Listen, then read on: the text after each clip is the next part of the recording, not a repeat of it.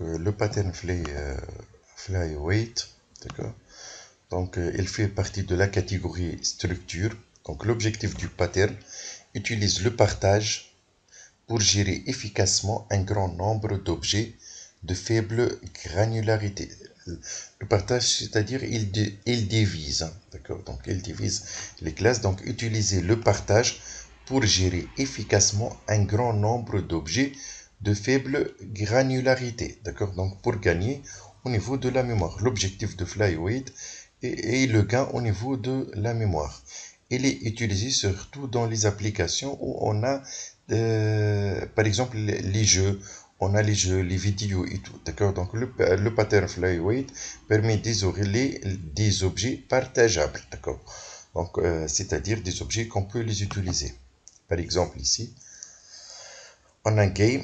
Il est composé, par exemple, de plusieurs particules, des cartouches, par exemple, hein, d'accord. Donc, au niveau de ce particule-là, d'accord. Donc, on a pour les coordonnées, les vecteurs, la vitesse, la couleur, sprite. Les sprites, d'accord, ce sont des images animées, d'accord, parce que lorsque vous allez envoyer une cartouche, donc c'est une animation de plusieurs, tout un chemin, d'accord, donc une animation de plusieurs cartouches, hein, d'accord, donc sa taille, elle est, bon, puisque ce sont des images et tout, d'accord, comme vous voyez, sa taille est un peu volumineuse, 20 kilobytes, hein, d'accord.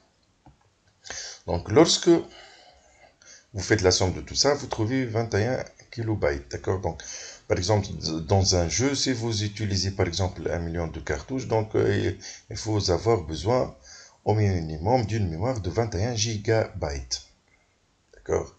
Donc, ne parlons pas des personnes et des autres, par exemple, bien sûr, des autres sprites, hein, d'accord, donc qui composent notre jeu vidéo. L'idée était, d'accord, donc essayer de diviser les données qui changent, moving particle, et les données qui ne changent pas. D'accord, donc partageable dans cette partie-là. D'accord, donc il y a couleur, par exemple, sprite qui ne change pas. D'accord, il y a les coordonnées, vecteurs et speed. D'accord, donc si vous voyez ici, d'accord, donc particle, les coordonnées, les vecteurs et la vitesse, d'accord. Donc les données ici qui sont bien sûr les coordonnées, bien sûr le vecteur et le speed. Color et sprite par exemple ne changent pas généralement, on ne change pas les couleurs.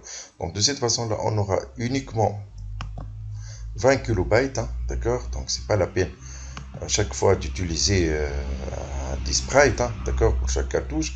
Et les autres qui vont, on va faire changer ces données-là, hein, d'accord. Donc le game de cette façon-là, il est composé des données qui ne changent pas et des données qui changent, d'accord. Donc de cette façon-là, lorsque vous utilisez 1 million de cartouches, hein, donc il y a les coordonnées toutes qui changent, hein, d'accord. Donc comme vous voyez ici. D'accord, et l'autre ne change pas. Donc on aura besoin par exemple de 32 mégabytes. D'accord.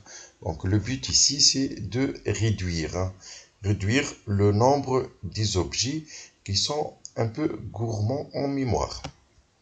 On va prendre un petit exemple pour comprendre mieux.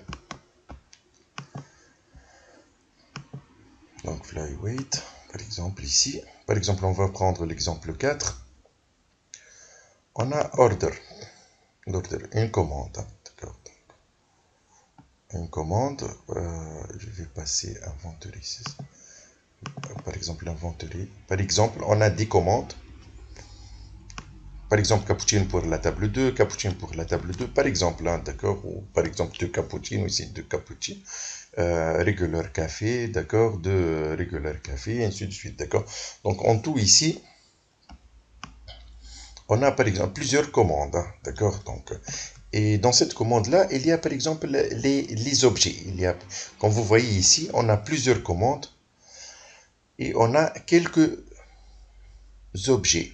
D'accord, on a cappuccino, regular café et Nespresso par exemple. On a en tout 3 objets. Pourquoi faire l'instanciation des objets autant de commandes puisqu'on a 3 types ou 4 types par exemple, hein, d'accord. Donc on doit faire l'instanciation, le new, d'accord. Donc le new du café, donc 3 fois uniquement, d'accord.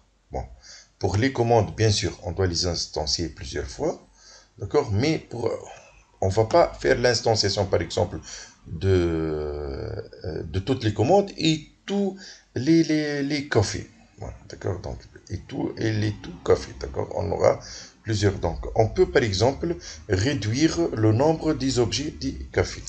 Donc l'idée ici, la première chose, donc on a café. Par exemple, string name, bien sûr, hein. D'accord. Donc on a string le nom du café. D'accord. Donc catalogue. Et l'ordre. L'ordre, bien sûr, il est composé de café et un numéro, le numéro de, par exemple, le nombre de café ou le numéro de la table, par exemple. Hein, d'accord.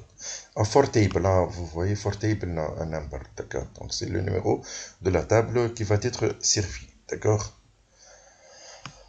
C'est ce numéro-là, hein, d'accord. Donc ce numéro-là, c'est pour la table. Hein, celui-là, c'est le café, par exemple. Hein, d'accord. Donc la première chose, donc on va prendre les cafés.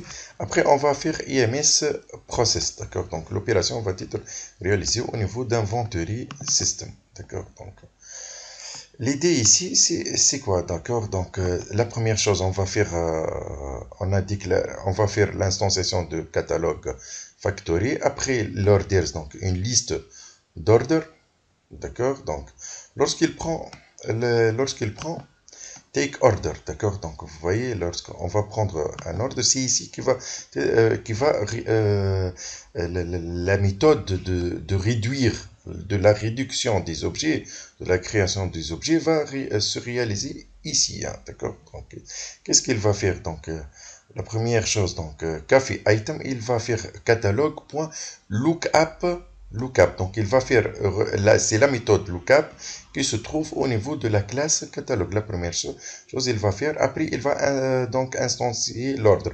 Donc il va faire lookup.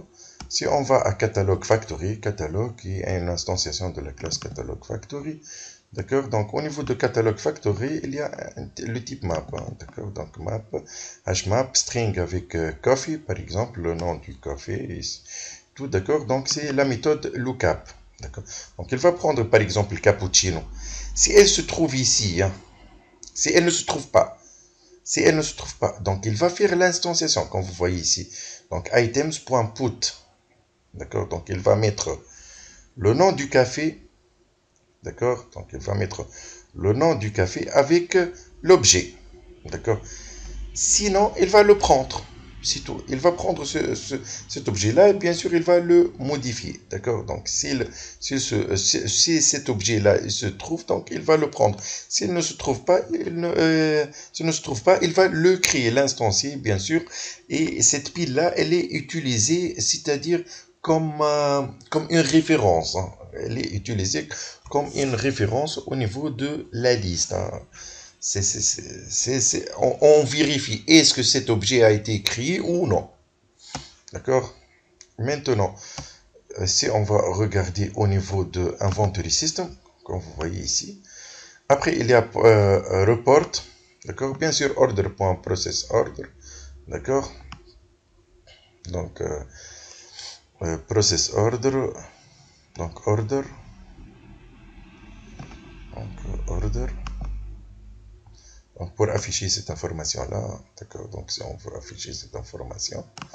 Après, il y a le plus important, c'est ici, d'accord. Donc, report, on peut voir le nombre d'items qui se trouvent dans le catalogue et le nombre d'items qui se trouvent dans les ordres, d'accord. Donc, comme vous voyez ici, il y a order, d'accord. Hein? Donc, order combien? Normalement, on va trouver toutes les commandes. D'accord. Et on va faire appel de la méthode catalogue à total items mode. Donc, dans total items. Donc, on va voir items.size, comme vous voyez ici au niveau du catalogue factory items.size. C'est-à-dire, on va voir la taille, hein, du map. D'accord. Maintenant, on va passer à l'exécution. D'accord.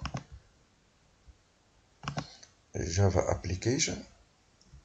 Comme vous voyez, d'accord, donc les commandes for table numéro 2, for table numéro 1, 2, 3, 4, d'accord. Donc en tout, au niveau de report ici, hein, on a affiché items report et items report 1. Donc en tout pour les items, d'accord. Donc au niveau de ici du map, on a 3, d'accord. Et ici, on a 11. D'accord? Donc, on a 11 commandes et on a instancié l'objet 3 fois. D'accord? Donc, comme vous voyez ici, il y a un gain de 8, hein, 8 objets au niveau de la mémoire.